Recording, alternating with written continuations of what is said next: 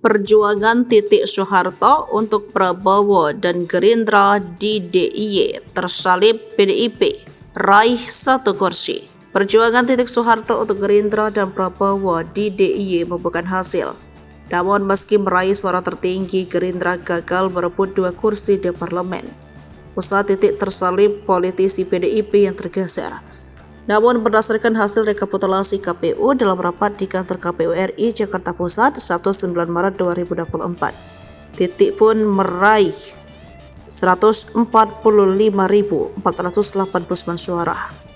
Dia peraih suara terbanyak di antara 8 caleg Partai Gerindra. Maka mantan istri Prabowo Subianto ini akan dilantik sebagai anggota DPR RI periode 2024 hingga 2029. Adapun perolehan suara parpol yang mendapat kursi yakni PDIP meraih 593.969 suara, diikuti Golkar meraih 302.845 suara.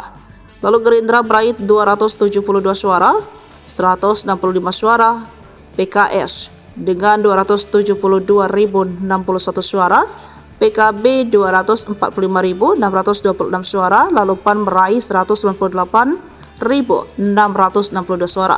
Dan Nasdem meraih 130.830 suara.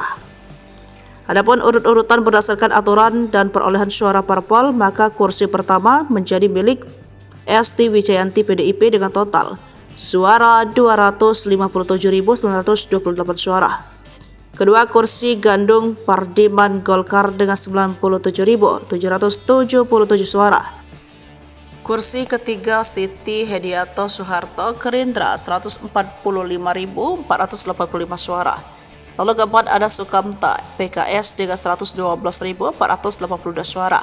Kelima Kaisar Abu Hanifah PKB 109.955 suara. Totok Daryanto PAN 66.221 suara. Ketujuh Totok Hedi Santoso PDIP 70.800 suara, dan kursi ke-8 Subardi Nasdem 83.275 suara. Ketua KPU DIY Ahmad Siddiqui mengatakan total menggunakan hak pilih sebanyak 2.523.586 pemilih. Dia menyebut jumlah tersebut sesuai dengan total suara sah dan tidak sah sebanyak 2.523.586 suara.